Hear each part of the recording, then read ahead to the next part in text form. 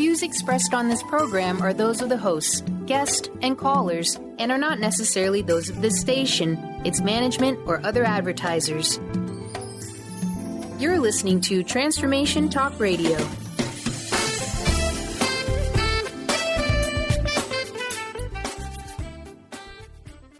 Moms, are you ready to become enlightened, empowered, and stress-free? Well, get ready because you are about to tune into vibrant, powerful moms helping everyday women create an extraordinary life with Debbie Pokornik. Each week, Debbie discusses topics to help you become self-aware, inspired, and on track to create the life you crave. It's time to stop settling and start thriving. And it all begins now on Transformation Talk Radio.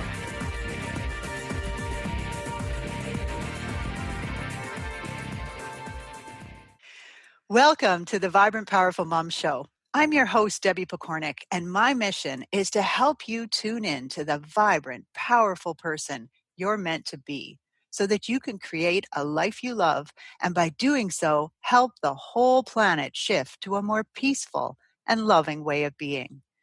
Today, I have 3 vibrant and powerful women with me on the show, Stella Orange, Rebecca Liston, and Sarah Dew, who together have created the Beaver Business Club.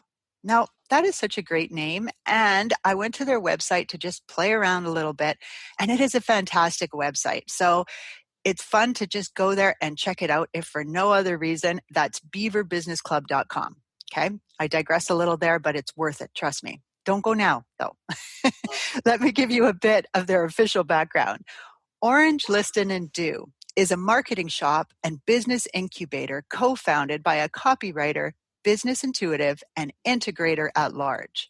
They serve coaches, healers, consultants, and brick-and-mortar business owners who love their work and are building singular, sustainable, and satisfying businesses.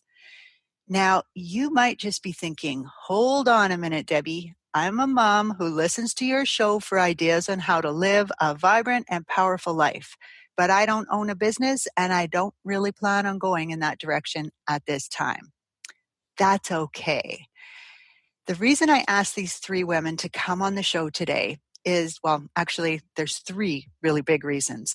First, Sarah is a single mom of 3 boys. Rebecca is a single mom of 2 girls. And Stella, in the words of your assistant, Stella, is in the throes of baby making. Now, I'm not exactly sure if that means you're pregnant or you're just really enjoying working on getting that way, but perhaps we will find out more about that during the show. The reason that this spoke to me is because there are so many skills involved in being a mom and navigating running a business or even working full-time for someone else. So I'm sure we're going to be able to tackle a lot of juicy tips in there. The second reason is because when I talked to Sarah several months ago, we talked about the importance of being able to navigate a healthy partnership, whether you work closely with 2 other women or you're trying to build the kind of partnership that we call family. And then finally, if any of you are feeling a call to create a business, but maybe you're feeling a little bit lost, uncertain, or the information that you're finding out there just isn't resonating with you, well, I think these ladies and their Beaver Club would be an awesome resource to check out. So in other words, there are plenty of things that they do that have the potential to shed some light on living a vibrant and powerful life. So without further ado, Stella, Rebecca, and Sarah, welcome to the Vibrant, Powerful Mom Show. Thank you so much, Debbie. It's great to be here. Oh, I'm happy to have you. I was rather quiet given there's like 3.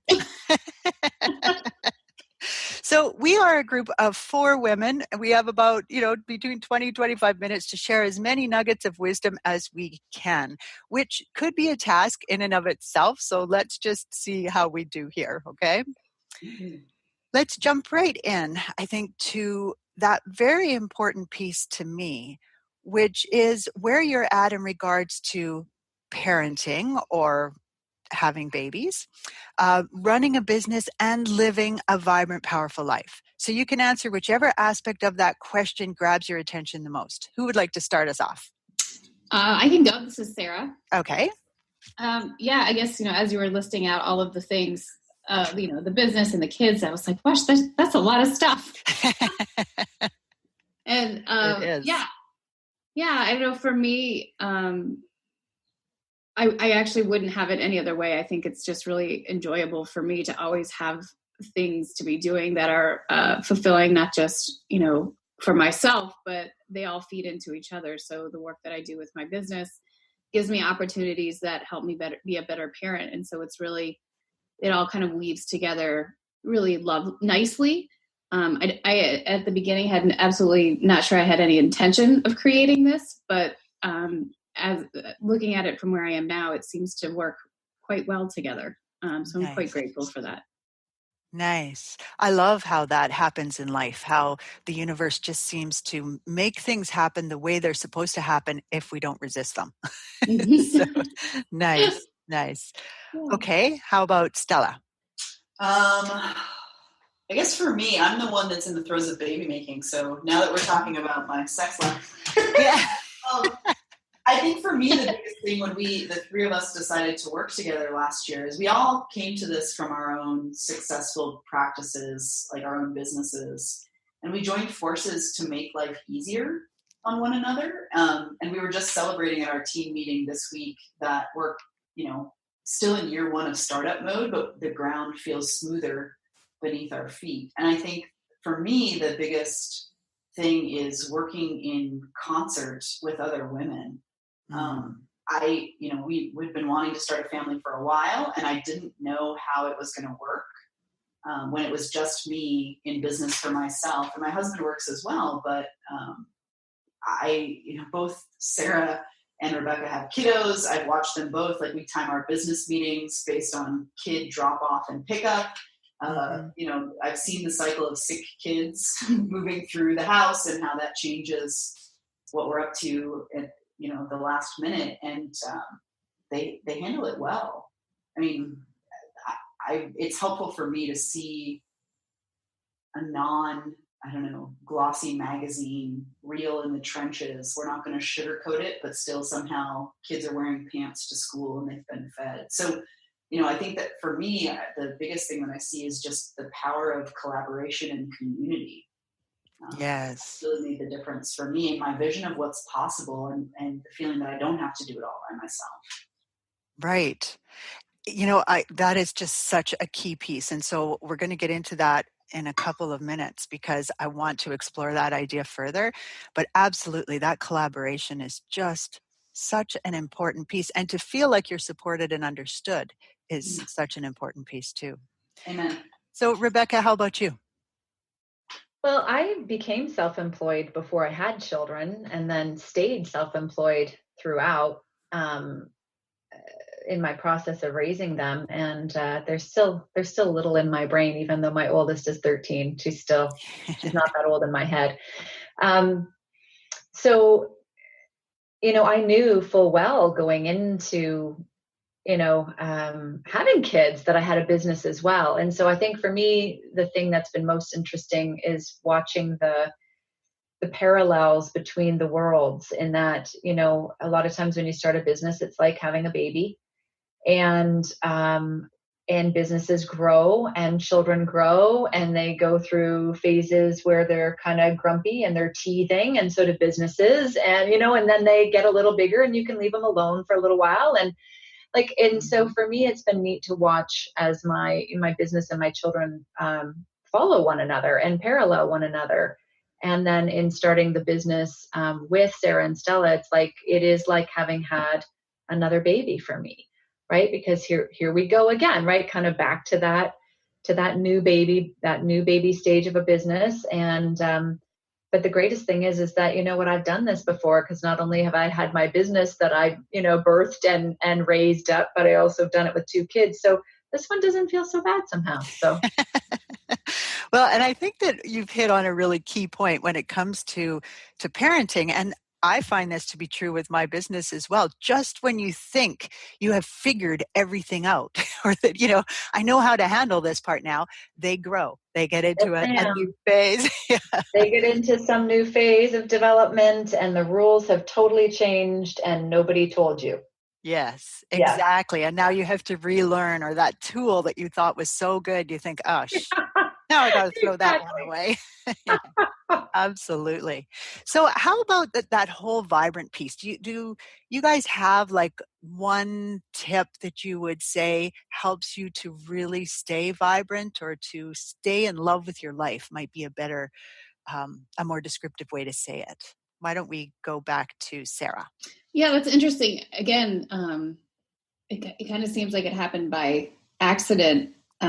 But probably about 4 or 5 years ago, I made a really concerted effort to start reaching out to people in my area and to develop, or in my network, I would say, to not just develop relationships for business, because, as a business owner, you're always doing that, but to really start connecting with people, not just for business reasons, but as a person and as a human. And what I've noticed over the last probably 4 or 5 years is that all of those relationships have really blossomed into really deep interpersonal relationships. And not just, of course, we do business together, but they're also quite connected personally. In fact, I just got back I was mentioned before we were on the call that I just got back from a trip to Miami with some friends who, over the years, we've just become closer and closer. And now we're just friends as well as colleagues.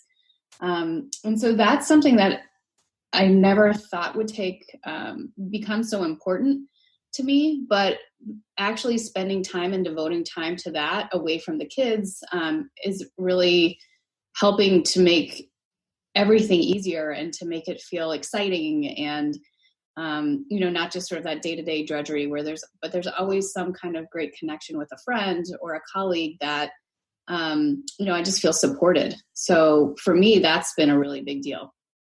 That's beautiful and so incredibly important that we as women especially have those connections. And you need adult conversation.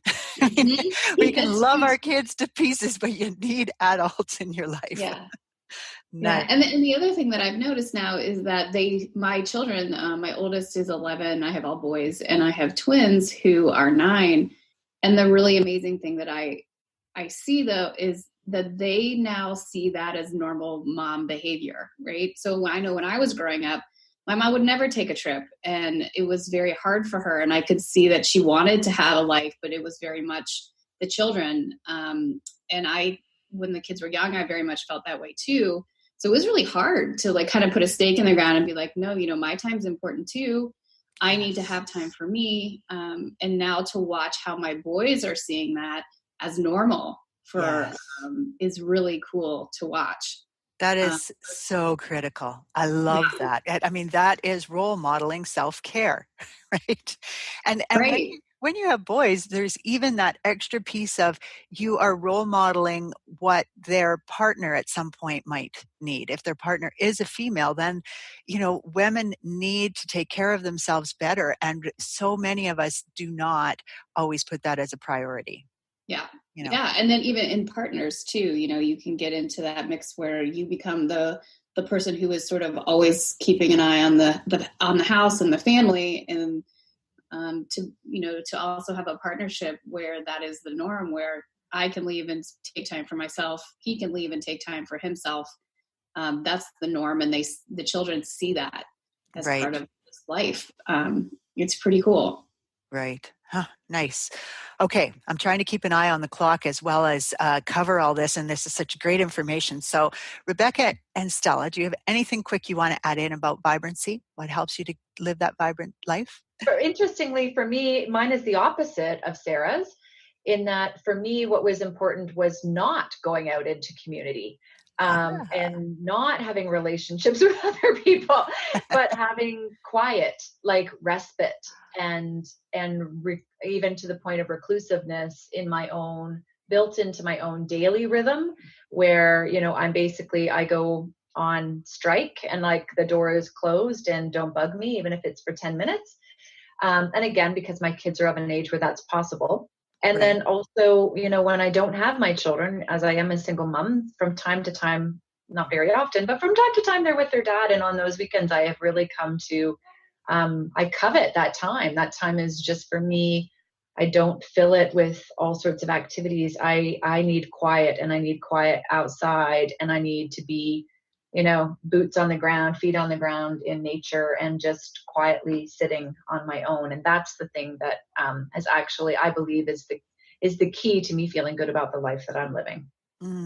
Very nice. I can relate to that so fully. I'm a nature girl, and my husband teasingly says I'm a hermit by choice because we live in the country and I have my own business and I love to be here. I mean, I love talking with people on Zoom and everything else, and I do like going out and seeing other people, but I am at my strongest when I take that important time to look after me. So Me I too. love that. And I love how this is showing that, we are all different, and that's okay. We need to celebrate that always. So Stella, how about you? Well, Rebecca, you stole mine. No, just kidding. I had a feeling I was going to. I was like, I think I just probably said Stella's. No. It was great. I'm like cheering Sarah's answer over here. And then when I heard yours, I'm like, oh yeah, that too.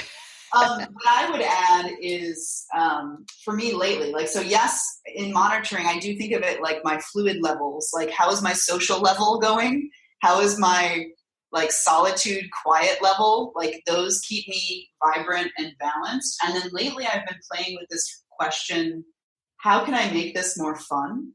Yes. And so I'll ask it to myself when I'm doing the dishes, when I'm taking out the garbage, and just day-to-day stuff. Because I notice for me, part of being an adult is being responsible and doing the things that you should do. But then the little kid in me is like, okay, but how can I make this more fun? Yeah. And so that question is really giving me a lot of juice right now. So that's how I'm rocking it these days. Oh, that's fantastic. I often will say to people, so do you love your life? And often they will say, yeah, I do. And I ask them, do you take the time to love your life? Mm. And that's exactly what I mean is, what are you doing to make sure you're enjoying all those pieces? And not everything is going to be fun, but there's always some kind of fun aspect that can lighten whatever it is. Yeah, absolutely. Yeah. Beautiful. Okay, so let's move on to question number 2 now that we're 3/4 of the way through.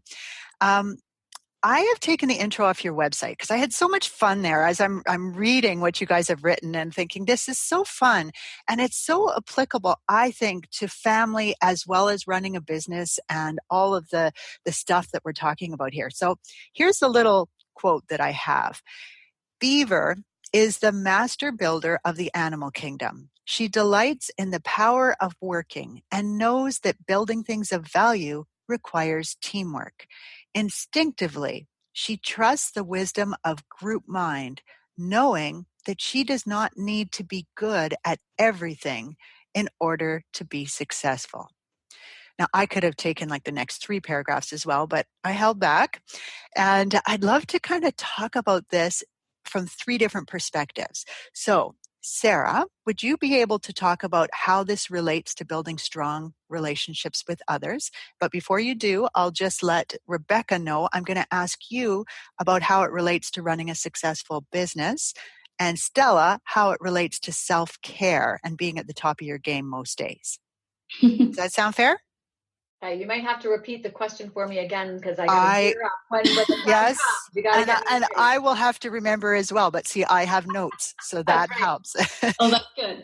But just so you guys know, we are only we have about 7 minutes left or something. Right, quick. So yes, all right. So Sarah, launch us off with how that quote relates to building strong relationships with others.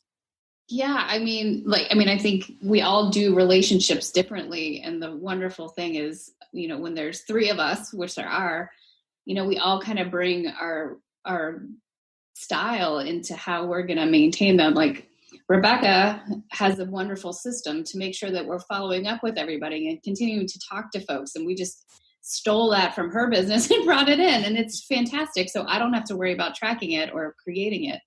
I'm kind of that person who I like to show up and I have to have a full calendar and just kind of do the talking, right? I enjoy doing it that way. So it's really lovely to be able to work with people where there is a common, and there's an issue or an item that we want to focus on. and to know that, hey, I don't have to have the answer to this to make it happen or to make sure it gets done well. Some of the best stuff comes when we're sitting around brainstorming and saying, hey, here's what we want to do. And then we just sort of we call it an all play, where we all just toss out ideas. And Right. it's just fantastic because we don't have to know it. We can just figure it out together. And it's such a relief to me. It gives me a sense of freedom Yes, that's that I beautiful. haven't experienced before. Very nice. And I would think that moms that are listening can use that at home, because it's the same there. You have your strengths, your kids have your strengths, or their strengths, your partner has their strength, and so on. And so it really is saying, hey, you're good at this. Why don't you bring that to the table? Yeah, exactly. Well, and then also just bringing it and saying, hey, this is the issue. Who wants to solve it? It doesn't always have to be us. Like, Yes. why are we the problem solvers? Exactly. Well, and I strongly encourage parents to bring that back to the family, because that's how we teach it. That's how we role model it. And kids have incredible brain power when it comes to ideas like that. They'll come up with something totally out of the box. It's beautiful. Yeah. All right. So let's move right along then to Rebecca, who's going to relate it back to running a successful business. So I think a lot of what Sarah said kind of applies, right? In that knowing what you're good at and what each person is good at, know that you don't have to do all things or know all things, which I think is important. But I think I want to just relate to the piece of that quote that's about about building things of value. Yes. Because I think about this as it relates to family, right? And business, again, with the sort of matching of the raising of kids and the building and the birthing and the growing of a business, is that there really is something of value in growing a business. There's something of great value in growing and nurturing a family. And when we do it together as a team, when we think about the fact that we are building something that has impact, our families have impact. We don't often think about it that way, but we do as a unit, right? When we are out, when we're in our community, when we interact with not just one another, but those around us, we create an impact. There is value to what we're creating and what we're building. And it's the same when you're building a business. As we work together to do this, then we are each of us creating impact on the world around us. So there's something to me about this idea of everyone working together to create this thing, whether it's a business or a family, that is of value to the people within it, but also to the world at large. And I think we can have impact as solitary people, but the impact of the group on, again, one another, but the world at large, it's the alchemy of that, right? The sum of the parts is, the whole is greater than the sum of the parts. Yes. So I feel like we have greater impact when we do things together. And I think that's, either as a business or as a family unit. Oh, beautiful. And so that's how I see that. Oh, I love it. And I mean, that to me is creating that sense of belonging, which is so critical to all of us, and also results in a buy-in, right? People going, okay, I want to support this. I'm part of it. Awesome. Exactly. All right. Well, Stella, how does it relate to self-care, being at the top of your game most days? I'm going to say that this idea of delighting in the power of working, like that sentence just brings me joy to behold. So it's this idea of there is power in our work, right? And also we can delight in our work. Like there almost starts to take on this like religious sheen to me of that. Like the work, like if you're a beaver, like the work is holy, the work is sacred. And I think what's not said here from a self-care perspective is we aren't of the perspective or of the philosophy that beavers work all the time. Master builders don't work all the time. It's fun to build. It's a joy to build. There's a holiness to the building, but also like we don't build. There's times when we float on our backs. There's times when we admire the dam that we've built. There's times that we look at the trees and the sky and feel the deliciousness of the water against our skin. And so for me, like the self-care piece is really around delight in your work. Yes, like feel the power of life coursing through your veins through your work. Yes, and like manage your expectations. Like take a freaking vacation, even if it's 10 minutes on the back porch. Like so for me, that's really the self-care coming in is yes, build, and don't always build. There's also time for rest and restoration and quiet and not working. So critical. I mean, that is the being and the doing, right? And that being is that feminine side of rejuvenating, recharging, refreshing, all of those pieces, because they are equally important to getting things done. So I love that. And there's also that piece of contribution, which is so important, feeling like you're contributing to something. And that's in a business or at home. So, oh, you guys, this has been so wonderful and has gone by so very quickly. I want to tell people just a tiny bit about how they can find out more about you. So if you are building a business, or maybe you've been building one for a long time, maybe you're just looking into it now, maybe you're just curious, you can find more information about them at beaverbusinessclub.com. And these ladies also have something called Coffee Talk. I would love for one of you to just tell us in a tiny little snippet what Coffee Talk is and Absolutely. how they get there. You bet. So once a month, we gather just as a conversation with business owners, because, you always have questions or decisions or ideas that you need a sounding board for. So we do this thing called Coffee Talk, where the three of us sit down and we listen to three different business owners present a challenge or a decision or a business issue. And then we discuss it with the idea of helping them get an answer so that they can move forward. And it's something we do every month. It's free. You can come and just watch us talk to other business owners, or if you have a business and want to talk to us, you can just apply for what we call a moment in the sun. And that is at stellaorange.com/coffee-talk. And that is once a month on Monday.